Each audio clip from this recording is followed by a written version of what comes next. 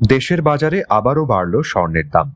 ৩ দিনের ব্যবধানে আবারও স্বর্ণের দাম বাড়িয়েছে বাংলাদেশ জুয়েলার্স অ্যাসোসিয়েশন বাজুস।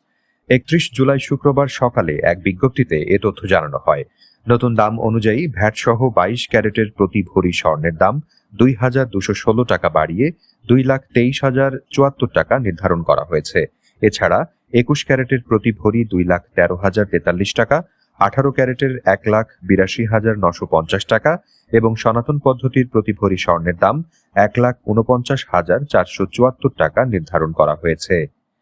বাজুস জানিয়েছে, নতুন দাম সকাল ১০টা থেকে কার্যকর হয়েছে। স্থানীয় বাজারে খাঁটি তেজাবি স্বর্ণের দাম বৃদ্ধি পাওয়ায় এই সিদ্ধান্ত নেওয়া হয়েছে বলে জানিয়েছে বাজুস। পরবর্তী ঘোষণা না দেওয়া পর্যন্ত দেশের সব জুয়েলারি প্রতিষ্ঠানে এই দাম কার্যকর থাকবে।